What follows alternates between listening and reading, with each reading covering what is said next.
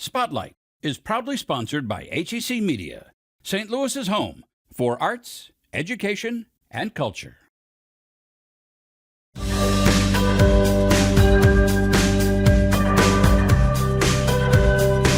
Today on Spotlight, it's a business that was created to help solve problems, how they built an innovative bioeconomy. Plus, it's the bicentennial of Lafayette's stop in the STL, why his visit was important to our city's history. And then you may see a butterfly this spring, but conserving them is a real issue as many species are threatened. But first, providing parents comfort when their kids leave the nest and head off to college. It's Sunday, and you're watching the multiple Emmy Award-winning Spotlight. And think to yourself, there's no place like home. Hollywood movies say there's no place like home. But for some college students, Mindy Horowitz is the next best thing. She's the Mindy behind Mindy Knows, a kind of local helper for parents of students away from home for the first time. Mindy Knows is a local service that helps provide support for out-of-state families when their children are away at college.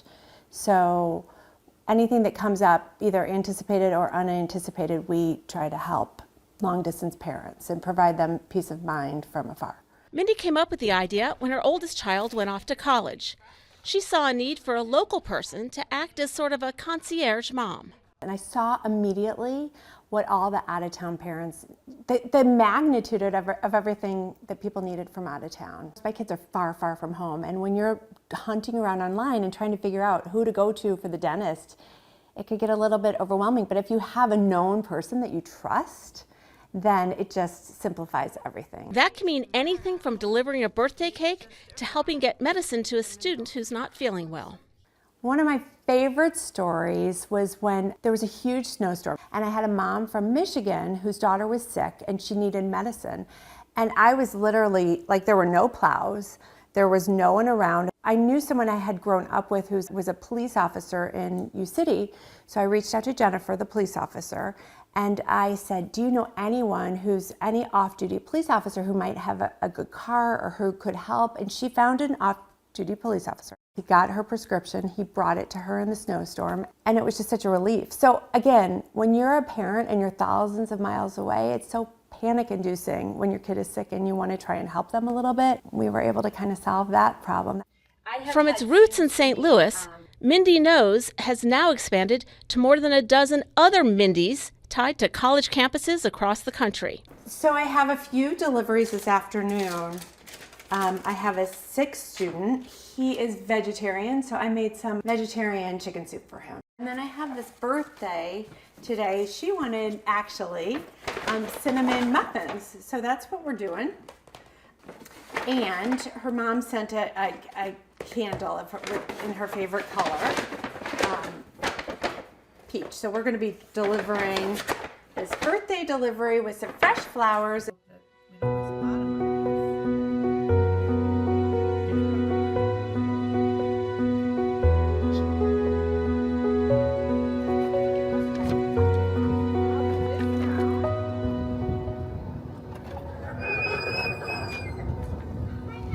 Hi, Mindy. I'm doing all right, thank you. I don't want to get too close Okay. to you.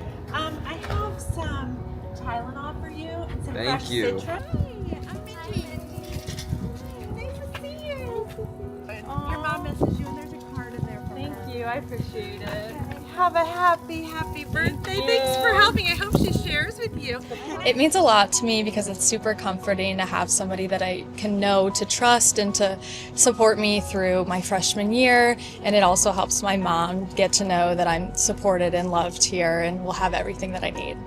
When we set up the business, I thought it would be just for the first-year students.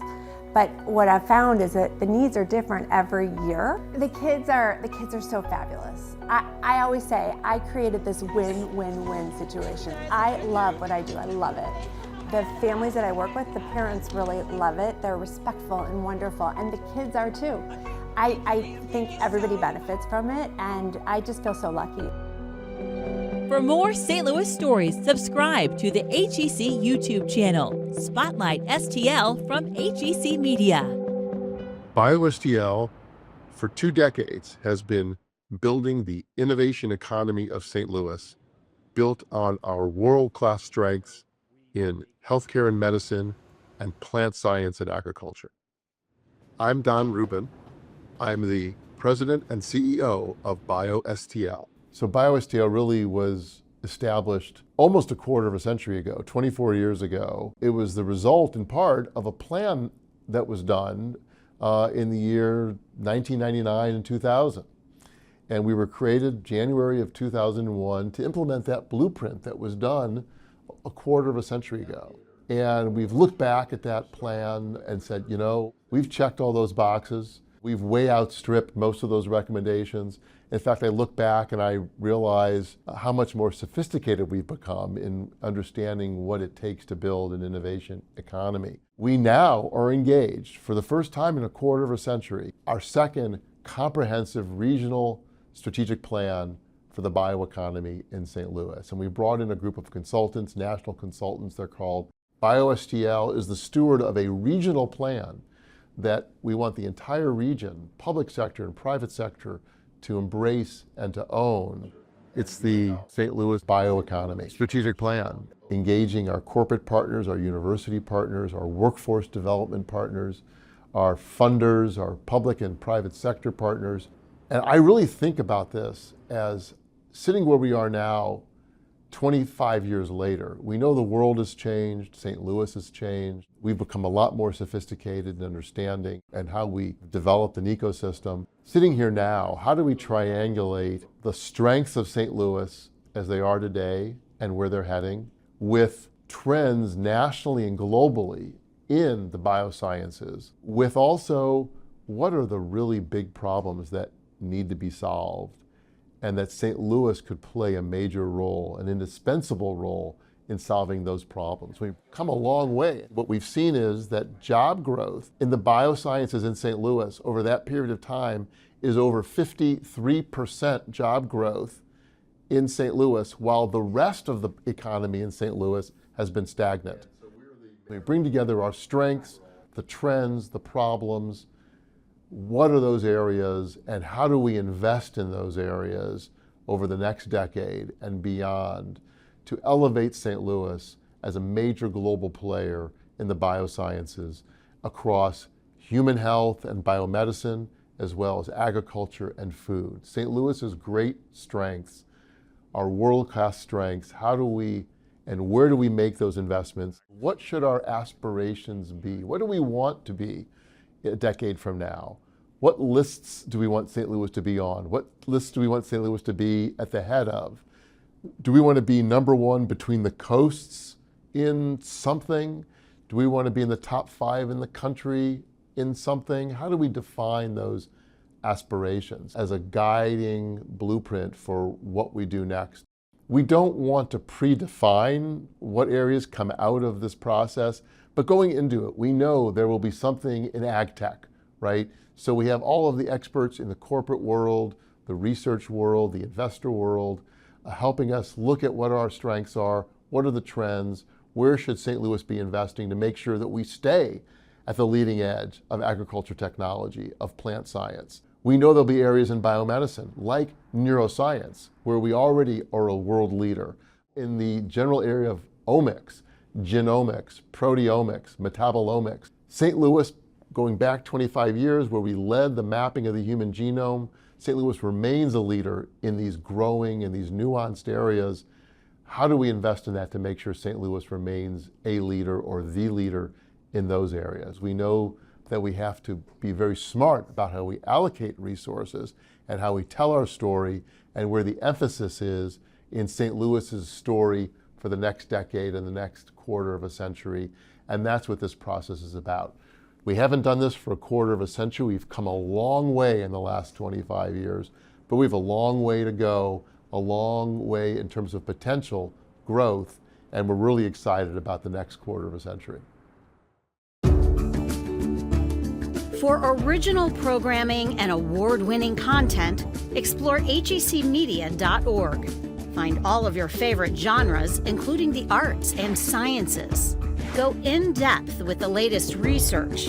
Get insight into new technologies. Learn about breakthrough discoveries. Find it all in one place. Explore HECmedia.org. History Spotlight, brought to you by HEC Media and the Missouri Historical Society. Hello, I'm Dr. Jody Sowell, president of the Missouri Historical Society in St. Louis, and this is History Spotlight. 2025 marks the bicentennial of the Marquis de Lafayette's grand tour of the United States, including his historic stop in St. Louis.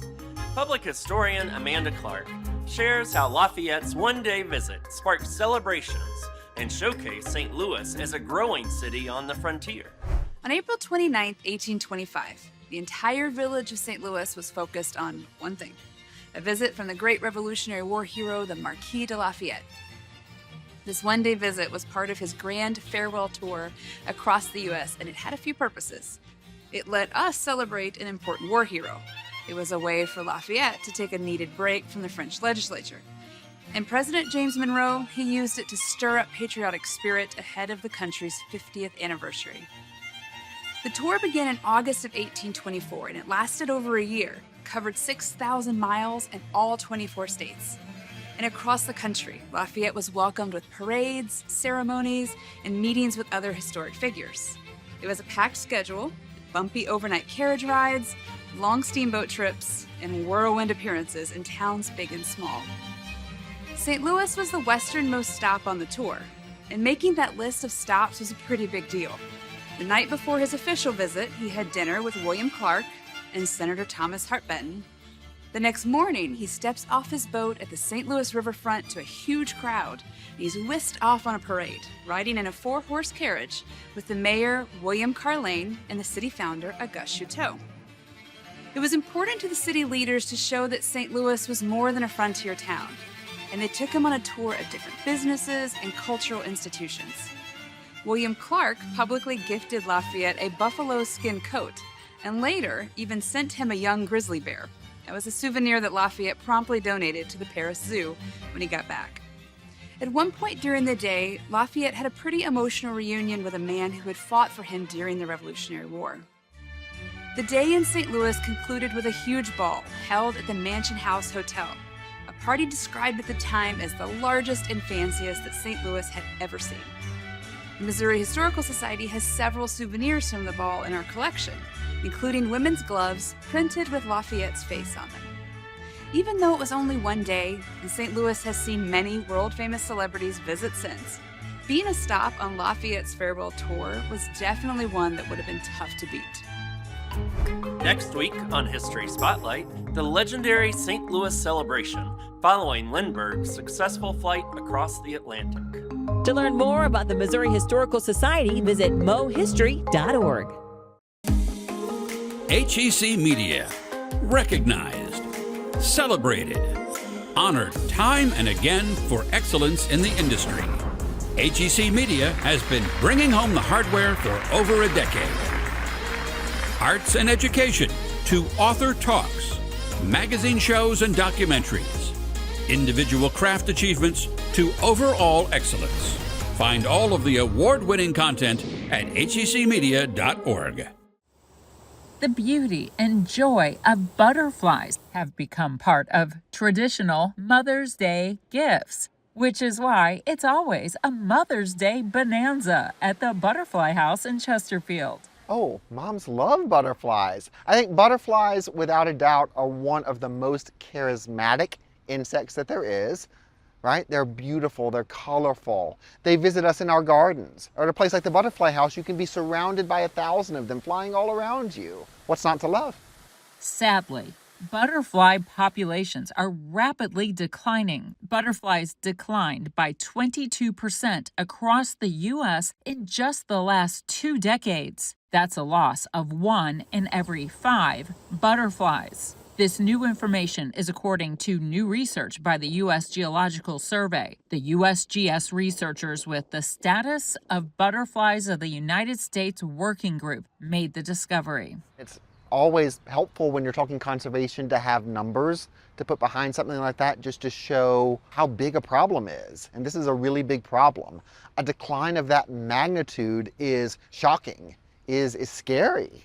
And I know that, we here at the Butterfly House aren't the only ones who love butterflies and want them to still be here for us to enjoy. Since the turn of the century, butterfly populations fell in almost every region of the country and in almost every species. Habitat loss, insecticides, rising temperatures, and drying landscapes are the big reasons provided. Here in the Midwest, there's lots of agriculture, there's lots of cities, there's lots of ways that habitat loss happens. According to the U.S. Geological Survey, the butterfly populations in the Midwest declined by 17.2% in the last 20 years. Another recent study indicates that a change in insecticide use was a major factor in driving butterfly declines in the Midwest. The plants the butterflies depend on are lost to farmland. Acres and acres of corn or acres and acres of soybean do nothing for butterflies. But on Mother's Day, there's a brighter side to this butterfly story. Lots of farmers are recognizing this. It's letting people know that some of those weed plants are plants that support pollinators. And those weed plants may not be affecting the crops as negatively as we once thought, because they need pollinators to pollinate their crops. So a lot of farmers are adding in pollinator plants between the rows of crops or on the edges of their fields. Butterflies, they need plants for nectar, they need plants to lay eggs on, and the caterpillars eat leaves. This is actually a really hopeful story. It's something moms and their families can do at home. They can create their very own butterfly garden. What can you do around your house, around your neighborhood to help butterflies? Of course, you can plant a native flower garden, and a lot of people do that. Whether you live in an apartment and can only put out some pots, or whether you have acres of land, grow native flowers. Milkweed for the monarch butterflies, and the host plants for other butterflies, and lots of great nectar plants. Now, to create something like this at your home would probably be a Mother's Day miracle. The Sophia M. Sachs Butterfly House is one of a kind in Missouri. It's home to more than 1,000 tropical butterflies that fly freely in the glass conservatory. While the tropical butterflies are given what they need to thrive, native butterflies need the same. And that's why the Butterfly House has free classes to help people help the butterflies and the bees. But don't worry. I can assure people you don't need to be worried about bees. All they care about is getting the pollen out of the flowers. They are not going to try to attack you and sting you. Moms do love flowers, and butterflies and bees love flowers too, so that's something they share in common with moms. Later on Spotlight, what happens at the Missouri Chamber Music Festival?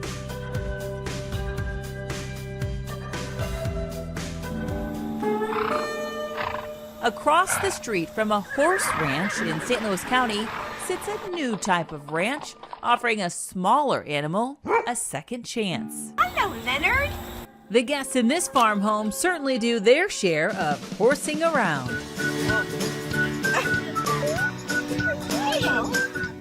We are at the Second Chance Ranch, which is at Valley Mont Ranch in Valley Park, Missouri. And we are a senior home for senior dogs, and there's not anything around here like this. Founder, co-founder, executive director, volunteer, poop picker-upper. Tracy Rumpf and her group, the Wet Nose Project, turned this old house into an old dog home and sanctuary. Many of them lost their families, lost their owners, and the families just didn't have room for them, and we're going to, put them down. Several of them came from county animal control. A lot of people surrender their older dogs to make room for the Christmas puppy. And that breaks my heart. Like, I can't imagine my own personal dogs, doing that when they get older. That's when they need us the most. Some of the residents are very opinionated.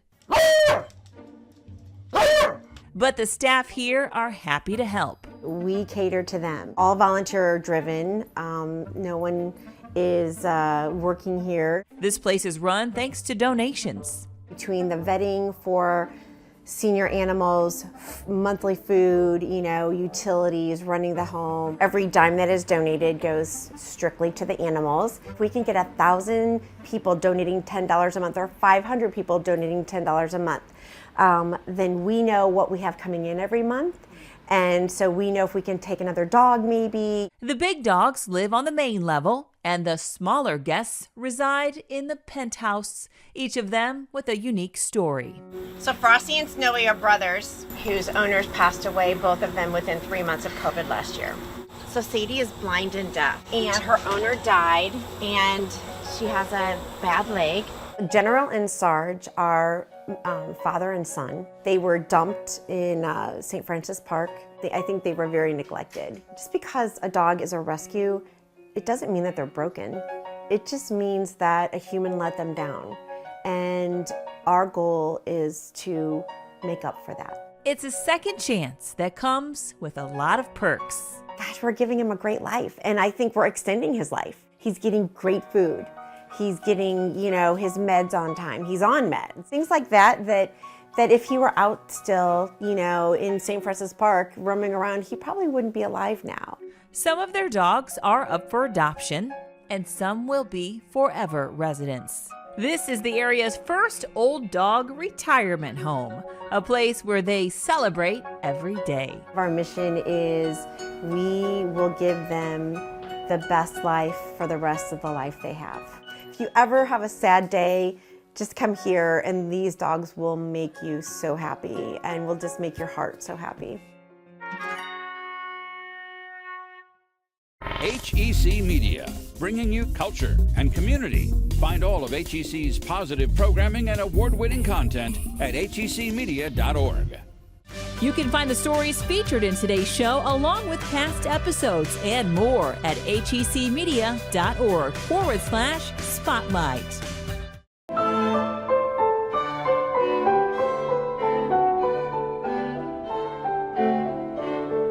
In this intimate setting, musicians from the Missouri Chamber Music Festival, or MOCM, are one with each other as well as the audience.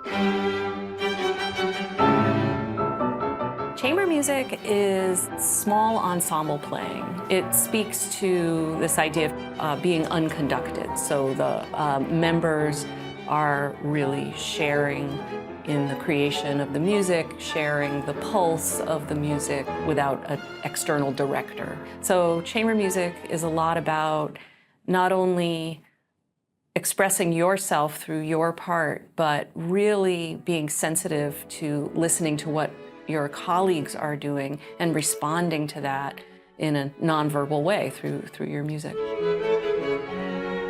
When you play with a symphony, you are part of a very refined and artistic sports team in which you take direction and then you work together to see that direction come to fruition. When you play chamber music together, it's a very different, more intensive and collaborative role amongst the 4 or 5 players who are there. You each are individually charged with contributing to the final product or what you're going to bring on stage artistically. And so you get a lot more input, you get a lot more say in all of the musical ideas.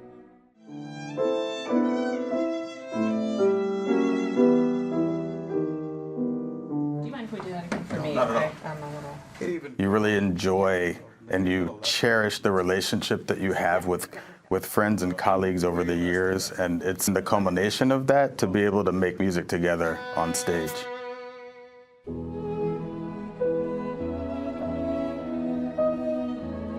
Every year in June, the Missouri Chamber musicians put on a festival with the mission to bring the fine art of small ensemble genre to a wide audience with dynamic, accessible performances of the highest quality. What separates MOCM is that it's offered during the summertime, and most other chamber music series only run primarily during the school year. And so it gives the area a year-round exposure, and it also introduces them to musicians that they don't often see.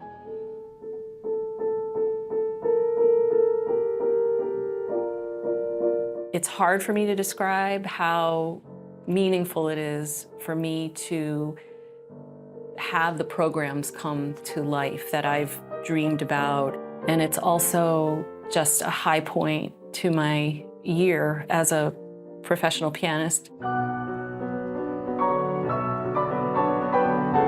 What we want the audience to feel in a chamber music concert is like they're right there with us. It's like they're in our musical living room and they're watching friends have this great conversation. They're watching friends laugh, cry, fight, triumph, and feel all these emotions with us. And that to me is truly effective. That makes a concert that people walk away remembering.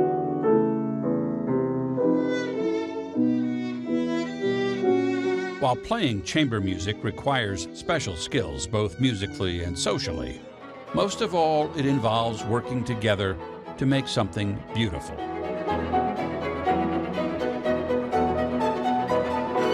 Musicians of the Missouri Chamber Music Festival are fiercely committed to expressive and dynamic performances. They are the best of the best, and it's always a privilege to present them each June.